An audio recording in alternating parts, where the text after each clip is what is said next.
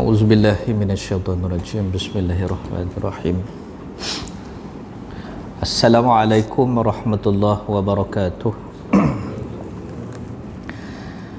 Innal hamdalillahillazi nahmaduhu wa nasta'inuhu wa nastahdi wa nastaghfiruh.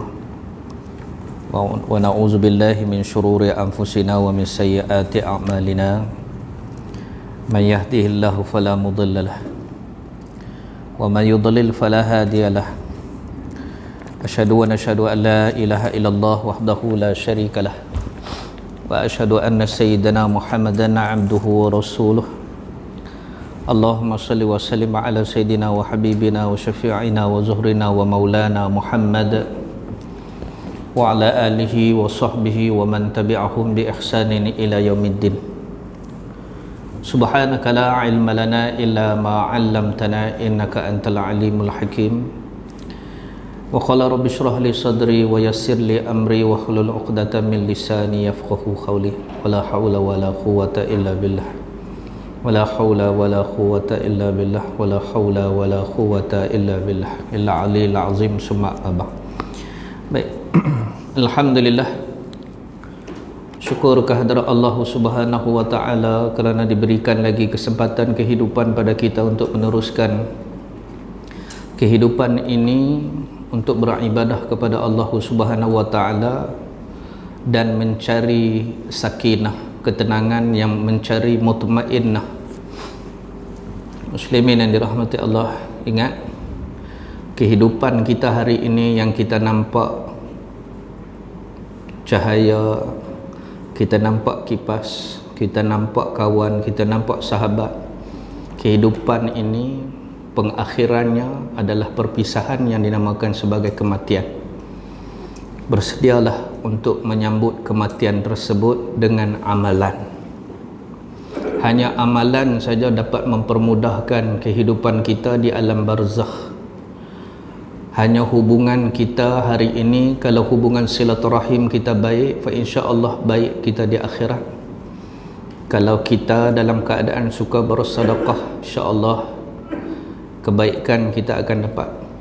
Kalau hari ini kita tidak pernah tinggal jemaah, fa insya-Allah Allah gandakan setiap amalan-amalan kita sebagai amalan bekalan kita perjalanan yang begitu jauh.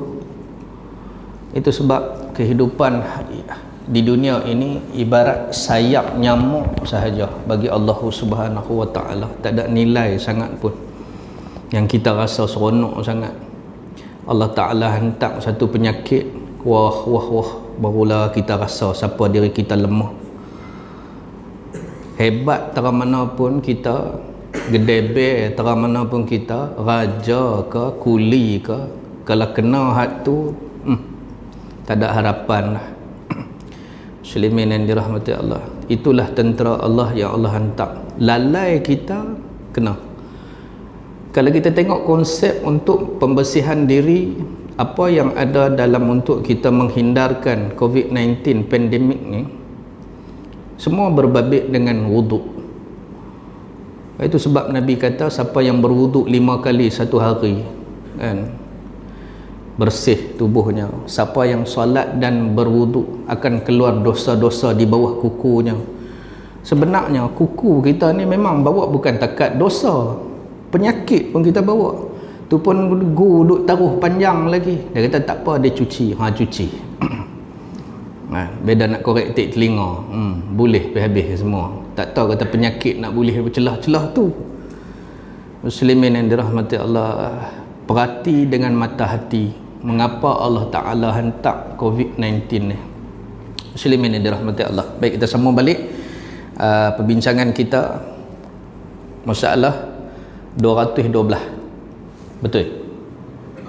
214. Saf dan hukum membetulkan dan meluruskan. Betul? Baik. Ini tu sebab mana-mana awal sekali kalau kita nak AJK ataupun masjid ataupun jemaah, yang inilah proses awal untuk kita tahu. Kan, tambah-tambah pula ada jarak pula. Dia komplain tu lah, nyengeknya dah ada. Heran dia jadi alim ulama lebih pada ulama pula dah.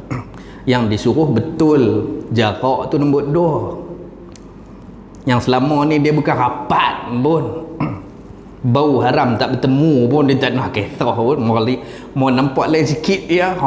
Yang betul tu yang nak sawu, betul kan? Tu ada duk tulis tu sawu, suruhan dia suruh betul kan? Sufufakum, soft kamu. Ada tu suruh rapat tu nombor 2. Tapi kalau rapat mendatangkan mudarat, itulah SOP yang paling berkuat adalah masjid. Kot luar boleh kata dia duduk rapat macam tu lah juga. Masjid insyaAllah, sebab kita tak mau ada kluster masjid dah. Takat Siva Gangga lantak pergi Kedah. Panjang cerita Siva Gangga pula, dia tukar nama hosbah pergi Siva Gangga. Pandai-pandai, kesian ke orang hosbah. Muslim ni rahmati Allah. Baik. Wa qala musannif rahimahullahu ta'ala an, kata pengarang kitab ini Syekh Idris Al-Marbawi, yang diambil daripada kitab Mukhtasar Sahih At-Tirmizi, syarah dalam bahasa Arab Tufatul Ahwazi. Tuan-tuan boleh cek di situ. Syarah dalam bahasa Melayu inilah kitab dia, Bahrul Madhi. Moga-moga Allah mengampuni dosa Syekh ini, moga-moga Allah mengampuni dosa kedua ibu bapanya, moga-moga Allah mengampuni seluruh guru-gurunya, moga-moga Allah mengampuni seluruh muslimin muslimat umumnya. Amin ya rabbal alamin. Yantafa'u bihi ila darin. Moga-moga dimanfaatkan ilmu yang ditinggalkan oleh ulama ini dunia dan akhirat. Baik, masalah saf dan hukum membetulkan dan meluruskan. Betul dan lurus, rapat tak sebut. Okay. Kata Imam An-Nawawi, dan pada hadis di dalam masalah 213 itulah menunjukkan bahawasanya saf itu ditentukan dia membetulkannya dan meluruskannya. Okay. Rapat ni atas istilah silaturahim. Rapat ni atas istilah jangan ada gangguan syaitan. Tu yang suruh rapat. Tapi guru kami Syekh Nuruddin Al-Banjari, dia suruh rapat, dia tak mau jarak. Saya tak mau bawa lah. Saya tak mau bawa fatwa dah. Saya lagi dia lawan dengan hak yang Malaysia pula, jenuh jawab saya dengan tok guru berkena. Okey, kita ikut waqi', kita ikut uruf setempat. Apa dia uruf? Itu kaedah fiqh setempat, mengikut mufti. Nah, kita ikut mufti. Apapun yang menanggung, kalau salah dia lah, kita ikut je. Okey, kita ikut buat. Terus saya duk tunjuk pandai, kita ikut je. Sebab dah dibincang. Muslimin yang dirahmati Allah. Dan ada datang riwayat hadis yang lain, iaitu sabda Nabi SAW, min tamami salat iqamatis saf. Setengah daripada kesempurnaan, yang dikatakan komplitnya saf itu ialah membetulkan saf sembahyang, yakni jangan diberi bengkang bengkok. Dah ada line dah, duduk lah. Iaitu tumit kita, tumit kita betul dengan garisan, bukan hujung jari. Kalau hujung jari takkan betul. Pasal ada hak saiz 5 pun ada, hak ada saiz 6 pun ada, kena hak saiz 8 lepas ke belakang. Betul kalau pakai hujung jari. Terus dia duk pakai tumit. Diri ikut tumit. Hari itu kata suruh buat mai sejadah, dia berdiri sungguh atas sejadah sampai dia tak tengok dah jarak, dia pakai enggak. Tengok no, dia lepas ke depan. Dia kena pijak juga sejadah. Tu tabiat dia. Ada kelaku dia jenis kena pijak sejadah ni, bukan rukun. Pijak sejadah bukan harus ya, pijak sejadah. Yang patut duduk atas sejadah, dua kepala lutut, dua tapak tangan dengan ni. Okey, baik, saya bincang. Sebab apa kita kena bawa kalau boleh sejadah sendiri? Tu sebab ridha tu wujud lama dah. Sejadah pula kalau di masjid, tuan-tuan tengok nah, katlaulah ada kawan ni dia pembawa, duduk tengah sembahyang, duduk tahiyat, dia bersin. Sejadah tu dia tinggal. Sekali lagi main lohok ataupun main asap, kawan lain pula duduk tempat saf, sejadah yang sama, dia sujud tempat bekas kawan tu bersin tadi. Nampak? Adalah lebih baik bawa sendiri. Ridha ni yang penting. Jangan kata sunnah Nabi SAW lama dah. Pilah mana bawa, hampak. Sebab apa? Kita tahu tu hak kita. Bersih ke tak bersih hak kita. Dan ni pula 2 hari sekali, 3 hari basuh. Sejadah raya baru nak basuh. Mau kalau hak sejadah kerah pula dah kena hantar dry clean lah apalah kan. Lepas tu pula sejadah pula, ini perbincangan ulama mazhab Syafi'i. Kalau boleh pula sejadah tidak mudah diterbangkan. Kalau senang terbang makruh. Tu kalau rida hak nipis, kalau boleh lipat bagi agak tebal membaluti. Tapi kalau ada hak dulu hak nipis tak. Lepas tu bila mai angin, kipas angin, deg nak terangkat dia. Yang kita pun bismillah hilang khusyuk gitu. Bagi selesai, bagi tebal dan sebagainya. Okey tak? Muslimin yang dirahmati Allah. Kalau boleh lapik. Sebab apa? Kita nak sujud. Bila tempat sujud kita tu ada bekas bersin kau hak pembawa, kita ambil. Muslimin yang dirahmati Allah. Okey, baik hak dalam bab yang dikatakan bengkang bengkok, maksudnya lurus. Dia tak cerita untuk rapat. Ini perbincangan lain. Kata Abu Isa At-Tirmizi lagi, dan telah diriwayatkan orang daripada Umar Al-Khattab bahwasanya adalah ia mewakilkan dan menjadikan beberapa orang menjaga membetulkan saf sembahyang. Waktu nak bangkit sembahyang dengan imam, Sayyidina Umar wakilkan. Kalau ikut dulu asal dia Nabi wakilkan Sayyidina Umar. Sayyidina Umar tarik pedang, dia rojah. Siapa tak betul kenalah pedang. Berani. Ui, duk betul semua. Itulah cara dia. Maka tiadalah ia mengangkat takbiratul ihram pada masa ia menjadi imam, iaitu Sayyidina Umar Al-Khattab, imam sembahyang, melainkan kemudian daripada dikhabarkan orang kepadanya. Maksudnya ini berlaku bid'ah lah juga. Maksudnya macam ni, dia wakilkan kepada orang lain untuk cek barisan. Lagi tak betul, dia tak angkat takbiratul ihram, dia tunggu di depan, dia jadi imam. Siapa khalifah, dia lah imam. Tunggu. Semua wakil-wakil yang akan cek betul tak betul tadi. Okey, betul. Nak mula betul tak? Baru angkat takbiratul ihram. Nah, siapa jadi imam, tolong cek dulu betul tak betul. Hari itu kita bincang dah masalah hati dan hubungan. Kalau bengkang bengkok, kita heran pasal apalah. Qaryah kita ni rasa kerja duduk berkelahi, tak mau nak satu hati. Mula dia daripada saf yang tidak betul. Allah yang membolak balik tu, Allah yang membolak balikkan hati. Dengan usaha kita duduk bagi betul, Allah perbetul hati kita semua. Muslimin dirahmati Allah. Anak-anak kelahi tak? Ada. Ajak mereka sembahyang jemaah, suruh duduk betul-betul. Parti sungguh bagi mereka duduk betul-betul sampai mereka berdiri elok apa semua mengikut syarat, baru kita takbiratul ihram. InsyaAllah. Tengok main lepas ni kan dulu PKP yang tak boleh main. Saya di belah Kubang Pasu pun ada masjid, dah kena 3 orang balik dah pada asal kan. Doa lah, pakat-pakat doa bagi Allah hindarkan lah tu COVID-19 ni. Bukan takat Kubang Pasu, Kedah, seluruh dunia minta-minta sama-sama doa.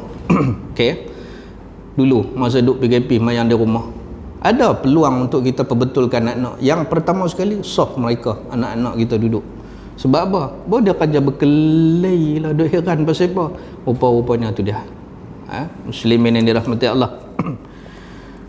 Dan diriwayatkan daripada Sayyidina Ali dan Sayyidina Uthman bahawasanya keduanya menjaga dan mengamati akan betul dan lurus saf sembahyang itu, dan berkata keduanya, istawu. Ni perkataan,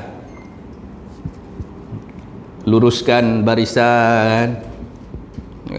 Pesan 3 kali sambil tengok. Kalau ikut Sayyidina Umar, dia suruh cek. Zaman Nabi, Sayyidina Umar sendiri colok pedang, pasal soft saja.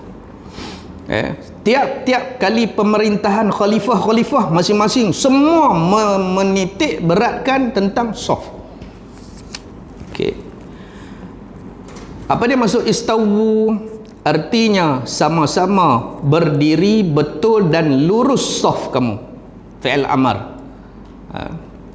Dan adalah Sayyidina Ali berkata, ya, taqaddimu ya fulan wa ta'akhiru ya fulan.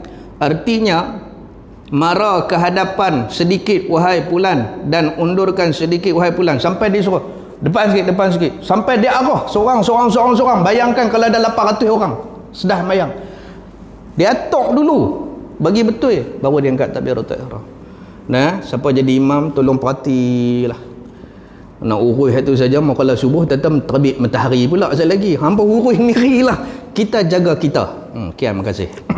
Masuk tu eloklah duduk tu, line duk ada tahu macam mana dia lepas ke depan. Semalam saya pergi satu masjid, Allah, celakulah orang ni. Orang mayang diri, orang sujud rokok, dia tak rokok lagi. Orang sampai bangkit dah, dia baru rokok. Ada juga kelaku macam tu. Ada kan?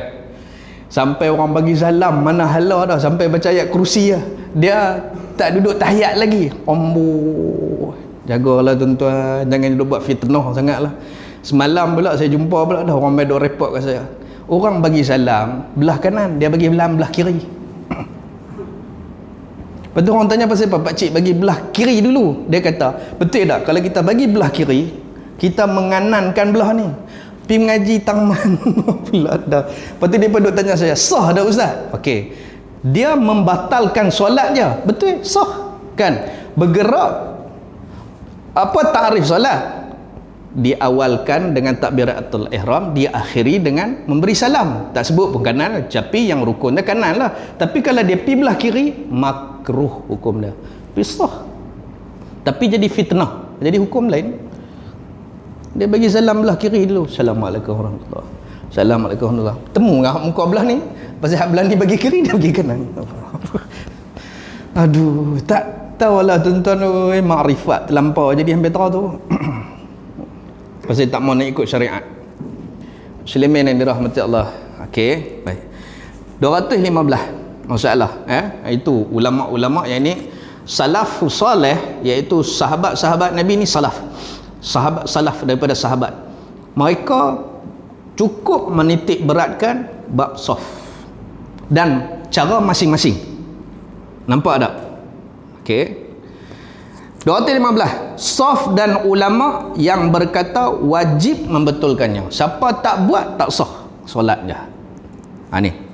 Kata Qastalani ni pengarang kitab Syarah Bukhari, pengarang kitab Syarah Muslim Imam An-Nawawi, dan telah mengambil dalil oleh Ibnu Hazm bagi mengatakan wajib menyamakan wajib. Siapa buat dapat pahala, siapa tinggal berdosa. Itu maksud wajib.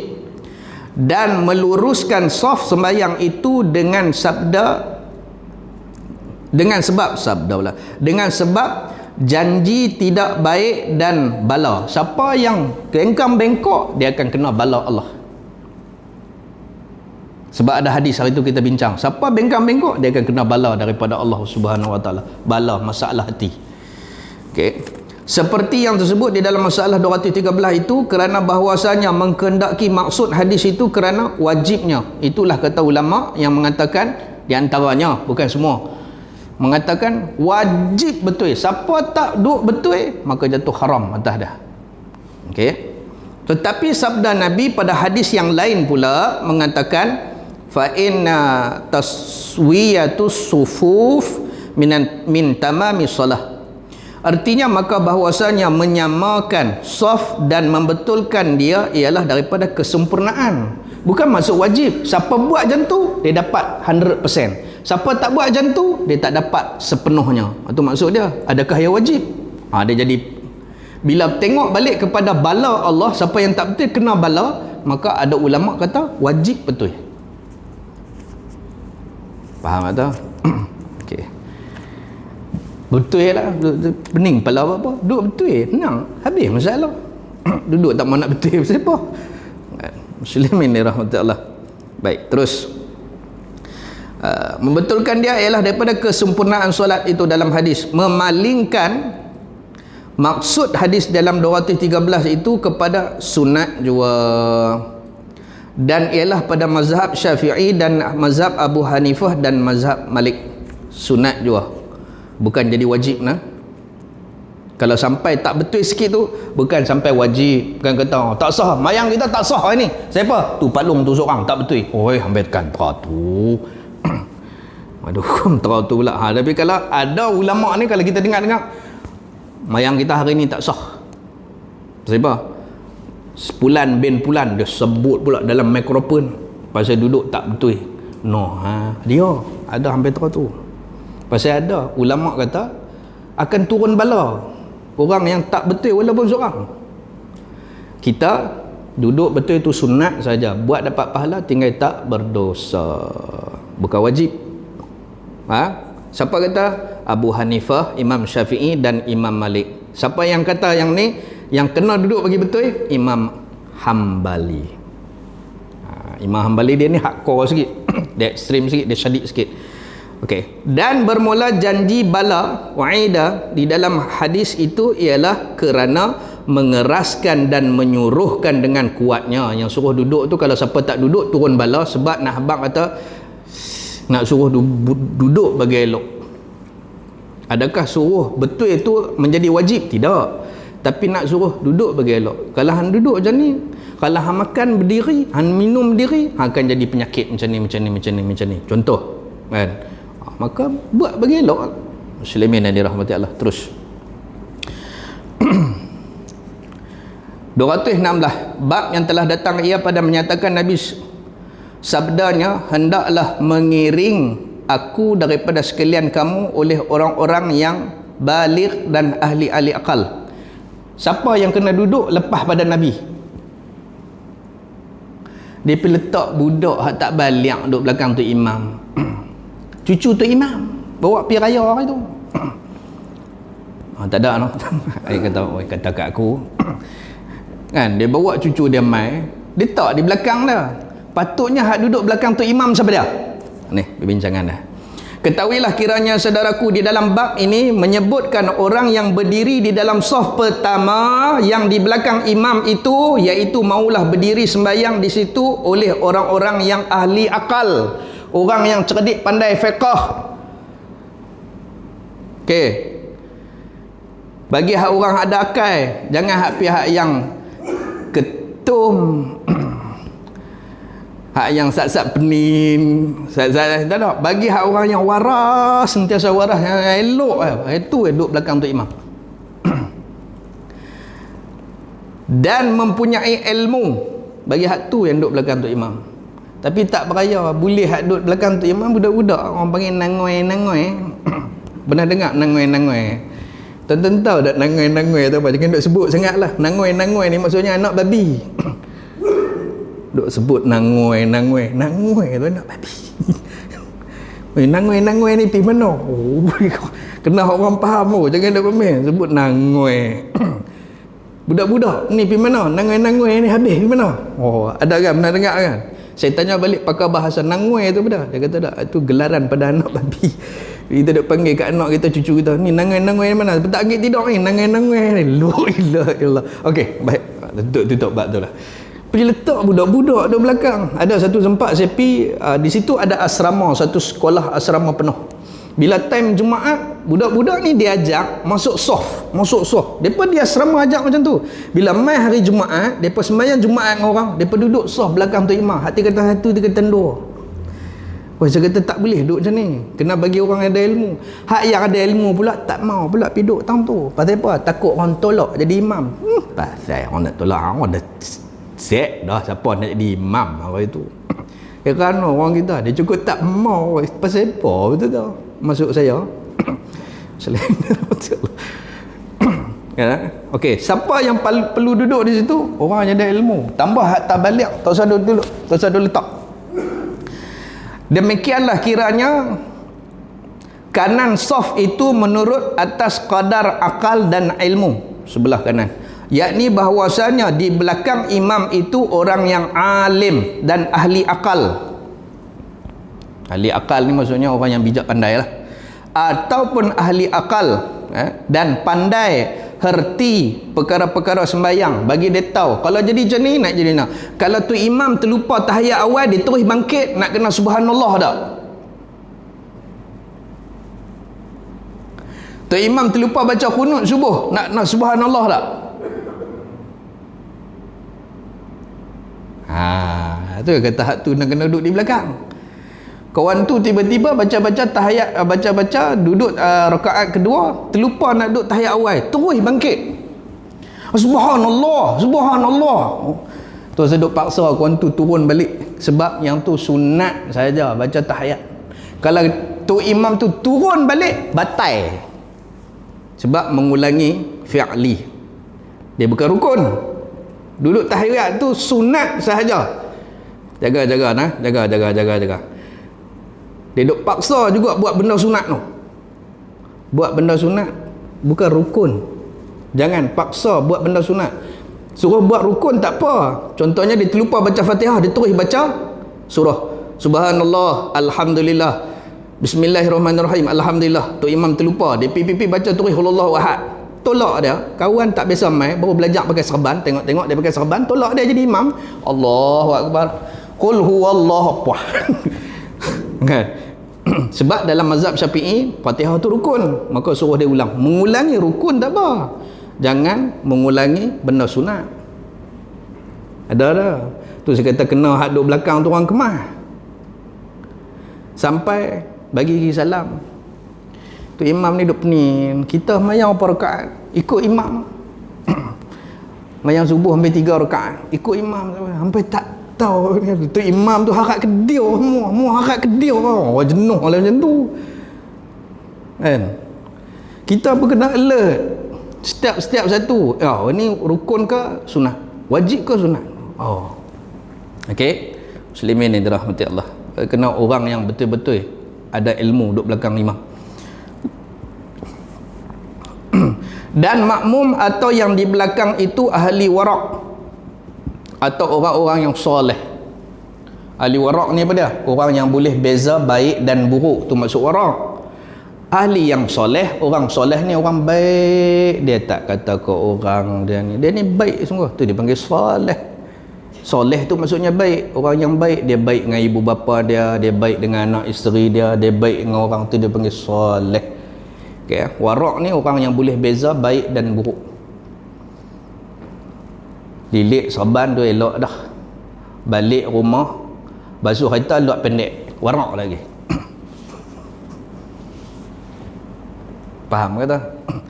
Main-mayang pakai serban, pakai jubah elok dah, dengan minyak wangi dia, dengan celak dia, okey dah. Balik rumah, duduk depan rumah basuh kereta luat pendek, warak lagi. Tak warak lagi, sebab dia tak boleh beza baik dengan buruk ni. Luat pendek tu buruk, tapi dia duduk buat juga, maka dia tak warak lagi.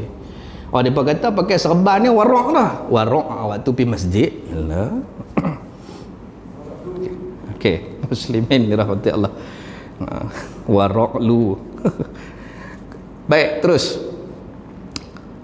Kemudian pula sebelah kanan dan sebelah kiri orang-orang ahli akal. Mulalah hak belakang tadi, lepas kanan dan kiri, iaitu orang yang setaranya atau orang yang sedikit waraknya daripada orang hak belakang imam. Okey, hak belakang imam betul-betul sama ilmu, kalau boleh bagi hebat sama dengan hak tu imam. Hak kiri kanan imam tadi dia panggil co-pilot, hak yang kepada pengganti naib presiden ni. Timbalan presiden YDP ke apa ni, bagi hak kurang sikit pun tak apa. Okey. Sedikit warak daripadanya dan solehnya, kemudian berdiri di kanan kiri itu orang yang ke bawah daripada itu pula. Demikianlah hingga akhir saf. Kalau ikut betul-betul tuan-tuan, orang ada ilmu saja yang syarat dia boleh duduk saf pertama. Tak usah duduk tumbuk lah. Tapi hak duk ada lah. Hak yang ada ilmu akan duduk lari, duduk belakang, bersepa, betul. Hak yang namai ke depan, hak yang macam ni. Allahuakbar lah. Tu adalah jawapan-jawapan dia. Silat-silat hak patut jadi imam pun tak main-main pun. Terima kasih. Okey, muslimin yang dirahmati Allah. Maka dengan yang demikianlah disuruh oleh syarak dengan dalil hadis yang dikeluarkan oleh Imam At-Tirmizi. Mana dalil dia? Ni dia dalil dia. Disuruh oleh agama kita buat macam tu, susun. Dan siapa imam, siapa belakang imam, siapa di kiri kanan orang yang belakang imam, sampailah habis saf. So maksudnya orang yang tak apa ada ilmu, syarat dia kena duduk belakang sekali. Okey. Hadis yang berbunyi an Abdullah anin Nabi sallallahu alaihi wasallam qala layaliyani minkum ulul ahlami wan nuha.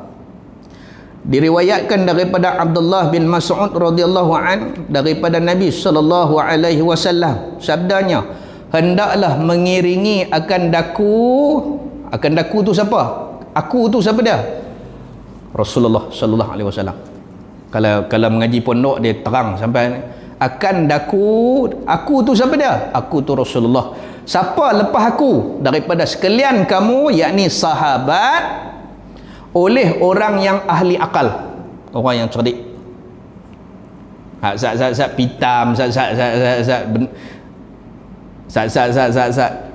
macam ni, zat macam ni, dia tak mau. Ahli akal ni akal yang baik, yang pintar-pintar, atau makna orang yang baligh. Ni ahli akal, orang yang cukup umur tu maksud ahli akal. Dan ahli akal orang yang pintar menggunakan hukum hakam. Maka janganlah diberi belakangku, siapa yang duduk di belakang Rasulullah, siapa yang duduk di belakang imam, orang-orang yang tiada herti apa-apa dan kurang akal menjadi makmum berdiri di belakangku. Okey. Dan orang-orang yang pintar dan cerdik akal jauh denganku, duduk jauh. Tapi hak duk ada lah, hak cerdik pula pergi lari kejauh. Hak yang tak apa nak ni, memang dia duduk tang ni pula dah. Dia jadi akhir zaman.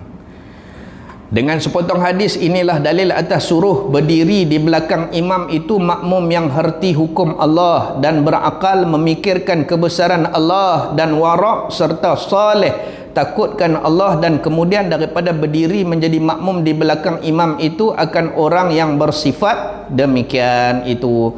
Maka berdirilah pula bersama-sama di hujung saf itu oleh orang yang terkurang daripada yang tersebut. Itu cara nak susun saf. Tapi lah tak peraya, abang betul-betul lah tak peraya. Okey, sambung hadis lagi. Tsummal ladzina yalunahum Allahu akbar. Maksud dia, mafhum daripada hadis Nabi sallallahu alaihi wasallam, kemudian daripada telah berdiri segala ahli akal itu di belakang imam dan membetulinya, bolehlah berdiri di kiri kanan mengiringi ahli akal dan ahli ilmu itu orang yang ke bawah sedikit daripada ilmu dan akal. Kalau dulu nak tengok siapa diakah alim ni, tengok belakang tu imam. Oh, dia ni. Esok kalau Kuan ni mati, dia ni akan naik. Tuan-tuan tengok nak. Setelah Rasulullah sallallahu alaihi wasallam wafat, siapa naik? Tengok tuan-tuan. Siapa duduk belakang Rasulullah? Abu Bakar As-Siddiq. Satu point. Musyawarah semua sahabat setelah kewafatan Nabi, siapa yang nak jadi khalifah? Khalifah ni maksudnya pengganti. Khalafa maksudnya ubah, tukar. Siapa nak jadi pengganti Nabi? Khalifah Nabi, pengganti Nabi. Siapa yang duduk belakang Nabi dan siapa yang Rasulullah suruh dia jadi imam kalau Rasulullah sakit? Siapa? Abu Bakar. Maka layaklah. Tapi Syiah tak setuju. Syiah kata Ali juga. Itu yang celaru tu. Okey, setelah duduk tadi, okey, tuan-tuan tengok dah. Pernah dengar tak cerita Abu Lu'lu'ah tikam Saidina Umar? Siapa duduk belakang Saidina Umar? Saidina Osman. Ingat tak? Setelah ditikam oleh Abu Lu'lu'ah yang zap tadi berkelok tali perut Saidina Umar, jatuh waktu sembahyang subuh, siapa yang naik ganti? Istikhlaf, ganti sembahyang jadi imam. Siapa? Saidina Osman. Maksud dia, siapa duduk belakang Saidina Osman?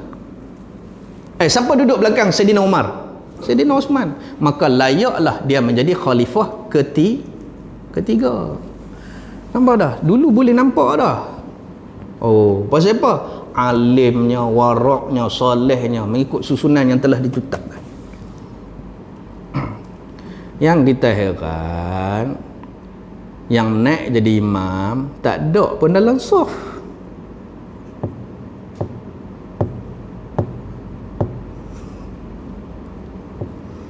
Nampak? Allah dia jadi macam tu.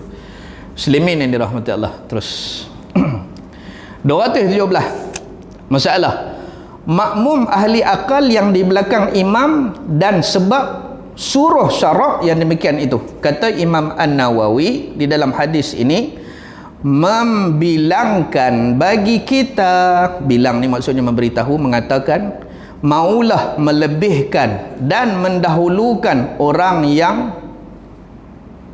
afdal, kemudian orang yang afdal, yakni dijadikan segala orang lebih akal dan ilmu itu di belakang imam, kerana orang yang bersifat yang demikian itu aula. Apa dia aula? Didahulukan. Afdal, kelebihan. Aula, didahulukan. Maka dia didahulukan, dihormati kerana akalnya, ilmunya. Okey. Dan pula barangkali entahkan berhajat imam akan orang yang mengganti imam di tempatnya pada masa datang. Lah ni siapa dia imam rawatib? Imam rawatib kena duduk belakang imam asal, imam besar. Kita tengok dulu kan, masa duduk sekolah Pondok Paya dulu, tak pi pun mayan Jumaat. Tengok live daripada TV. Hak duduk belakang tu imam. Dulu siapa dia jadi imam besar Masjid Negara dulu lah kan, kita tengok. Hak duduk belakang mesti pakai jubah hitam juga dengan liat serban putih, lebay merah, betul tak? Pakai imam. Lepas tu dia panggil imam rawatib. Macam tu lah. Siapa yang akan jadi imam yang patut duduk di belakang imam besar adalah imam yang akan, kalau imam besar tak ada, dia ni akan naik. Tu cara susun yang sebenar. Lah ni jadi selaku habis-habis dah. Tak tahu siapa nak naik, siapa yang nak ganti. Muslimin yang dirahmati Allah. Terus lagi. Kata Imam Nawawi lagi, dan kenyataan aula, didahulukan orang-orang ahli ilmu dan ahli akal itu di belakang imam kerana mereka itulah yang lekas memintas akal, menjagakan imam atas apa-apa yang dilupakan dia, dan orang yang daripadanya kurang memintas. Contohnya bacaan, dia pun hafal juga. Contohnya bab hukum, dia pun ingat juga. Dia tahu yang mana rukun, yang mana sunat. Faham tak? Contohnya baca. Tu imam ni lupa. La a'budu ma ta'budun wala antum 'abiduna ma a'bud wala ana 'abidun ma abattum wala antum 'abiduna ma a'bud wala ana 'abidun ma abattum. Kena haduk belakang tu pun tak reti, duk tunggu bila nak habis keluar tu imam ni pun. Tapi kalau haduk belakang tu tahu, dialah tolong tegur. Hak tolong tegur pula bunyi di ujung tiang. Lakum dinukum waliyadin. Patutnya hang duduk tang ni. Faham tak? Kadang-kadang makcik kita duduk di belakang terai pula tolong tegur. Duduk belakang tak tiba. Allah. Muslimin yang dirahmati Allah. Ada ke? Adalah baru ni kan PKP. Untuk imam interim ni pakat naik habis lah. Interim baru bahasa baru. Naik lah jadi imam. Kukak. Dia malah mengaji. Bini yang rajin pergi mengaji pun fardu ain. Bini duk tunggu hak soh belakang kali. Buka aircon tu buka, dengan kipas pun buka, tapi peluh cerau. Kukak. Lah. Bini duduk belakang. Anak duduk di belakang dia pun sama naik dengan dia. Anak pun mengaji sampai tingkatan berapa habis dah. Tuan-tuan muslimin dirahmati Allah. Nah, sama-sama lah berubah. Sampai bila kita nak duduk tang tu? Kita nak tengok dalam usia kita ni, kita faham tak faham lagi ilmu agama. Kalau kita tak faham lagi dengan usia kita 40 ke atas. Allahumma salli ala sayyidina. Sedanglah tuan-tuan, kita ni tak tahu lagi ni, tak lepas pada diri lagi ni. Tolonglah lepas pada diri kita. Apa dia maksud lepas pada diri? Kita boleh dah jadi panduan orang. Kurang-kurangnya anak boleh ikut dah kita. Tapi kalau macam tu, tengok, anak pun tak berani nak sebut, sebab anak pun macam dia. Sulaiman yang dirahmati Allah. Nasib baiklah raya haji khutbah boleh mai dengar di masjid. Raya puasa itu raya rendah cari tongkat ya haram, tak baca khutbah pun. Maksud apa nak kena baca khutbah di rumah kan? Pelekoh. Dia kata mayang saja pun tak apa lah, tak baca khutbah pun tak apa. Saja pun. Tapi kita tak mau nak kata macam tu kan. Nak tengok juga. Boleh baca tak boleh baca. Dia ambil pedang anak pun ada buat tongkat tu, main lah tu. Dia ambil kayu mop boleh gagah lagi tu, kayu sawang tu jadi ni, pegang buat tongkat tu, sedap pegang lah kalau jadi macam tu. Pegang tongkat tu bukan rukun pun, baik pegang tiang lagi baik balik pula. Hari itulah kan yang jadi viral, kata pegang tongkat, pegang apa dah, pedang shuriken lah, pedang Naruto lah, mau ada pegang loh, jadi main pula benda tu. Sulaiman yang dirahmati Allah, kena ambil tahu lah, ambil tahu sebenarnya COVID-19 ni adalah hikmah bagi kita nak kenal diri kita. Waktu kita duduk seorang-seorang baru kita kenal, dulu saja duduk ikut belakang orang angkat takbir aku angkat takbir, orang balik aku balik. Bagus dah duduk pergi jemaah, tiba-tiba Allah duga kita kena mayang di rumah. Rupanya aku tak kerti lagi. Belajarlah tuan-tuan, belajar. Sama-sama mai kita belajar. Muslimin yang dirahmati Allah. Terus tak masuk lagi baik. 218 saya lompat terus. Mendudukkan orang-orang lebih di kepala majlis. Siapa yang patut dijadi orang duduk di kepala majlis? Kalau kita nak susun dalam majlis ni, siapa yang patut duduk dalam majlis? Kata Imam An-Nawawi, tidaklah tertentu hormat dan kehadapan dan mendudukkan di kepala majlis itu pada sembahyang sahaja. Kalau kata dalam sembahyang pun Rasulullah ajak, orang ni patut duduk tahun ni, orang ni kan ada kerusi VIP, VIP, very insane person. Bukan important. apa. Kalau dalam sembahyang pun cara duduk sah pun ada. Sebenarnya dalam majlis-majlis apa pun cara tempat duduk hak yang nak duduk depan kita tu kan. Kalau macam contohnya saya duduk atas untuk forum perdana ke apa, kami duduk di atas. Hak duduk depan kami kan ada cushion 3 tu kan. Siapa hak duduk situ? Siapa hak duduk tang tu? Siapa hak duduk tang tu? Selalunya YB ya. Pasal apa waktu sembahyang YB tak duduk belakang tu imam? Patut hak duduk situ ulama orang yang cerdik dalam agama duduk tang tu. Ni mari kita tengok. Ni cara nak susun kata Imam Nawawi. Macam mana dalam sembahyang, itulah aturan dalam kehidupan. Kata Imam An-Nawawi, tidaklah tertentu hormat dikehadapankan dan mendudukkan di kepala majlis itu daripada sembahyang sahaja bagi orang-orang yang ahli akal dan yang lebih-lebihnya. Bahkan sunat dapat ni, kalau dah nak buat majlis eloknya ambil sunnah. Kehadapankan orang yang lebih-lebih itu pada sekalian majlis besar-besarnya. Kita hormat dia, kita bagi tempat duduk yang hebat-hebat dekat dia. Sebab apa? Sebab dalam sembahyang pun kita hormat dia, di luar majlis pun kalau ada buat majlis kita hormat dia. Majlis-majlis besar dan kecilnya seperti majlis ilmu, ulama main duduk depan. Kalau contohnya saya mengajak tok guru depan kata baris silap, baris atas, nampak tak ada teguran terus. Tapi kat mengajak tadi tok guru duduk depan, niat aku tak cakap dah. Mati cerita ni. Ayat ni mati. Okey, patutnya macam tu lah. Macam kita sembahyang kan, Allahu Akbar, tok guru duduk belakang, Allahu Akbar. Tak boleh baca dah Fatihah puasa. Macam tu lah lebih kurang. Tapi macam tu lah susunannya patutnya. Okey, didudukkan dia dekat dengan guru dan orang-orang ilmu dan majlis qada dan hukum, maka didudukkan orang lebih-lebih itu di hadapan ahli musyawarah dan hakim. Kalau kita mesyuarat pun bagi duduk orang-orang ada ilmu dengan kita dulu.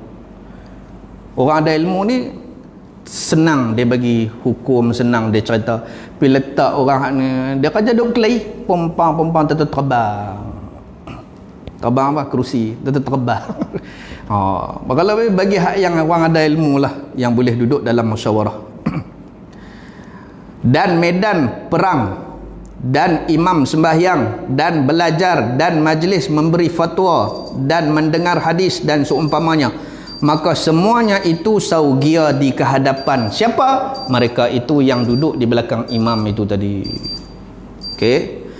Dan kedudukan segala orang-orang lebih itu maulah di atas sekira-kiranya martabat mereka itu pada ilmunya, bukan pada kayanya, pada ilmunya, bukan pada darjatnya, pada ilmunya. Saya ulang lagi ni. Tapi kita pada apa? Pada kayanya. Pasal orang kaya layan, orang miskin tak layan pula. Pada ilmunya, bukan pada martabat dia. Dia itu kuliah, dia itu bos. Dia ada ilmu dah. Kalau dia ada ilmu dah, hak layak. Kan baru ni Menteri Agama kita, dia layan siapa? Siapa yang hak raya baru ni? Siapa tak ada tengok? Dia layan security, dia layan hak tukang masak, dia layan hak yang tukang sapu sampah, dia layan. Dia layan ke semua. Dia tak layan hak yang geng-geng VIP. Dia layan hak ni ya. Dia kata dia siapa pun manusia juga. Kan? Muslimin yang dirahmati Allah. Dan agamanya, dan akalnya, dan kemuliaannya, dan umurnya. Hak umur pula. Kalau tengok pula, dia ni ada ilmu, dia ni pun ada ilmu, dia ni tua lagi, bagi ke dia. Kan? Tengok pula, tua-tua juga. Lepas tu pula, dia ni alim lagi. Walaupun sama umur, bagi alim tu lagi, duduk tu. Sampai tahu tu. Apa pun ilmu yang paling tinggi kedudukannya. Okey, takat tu dulu tuan-tuan.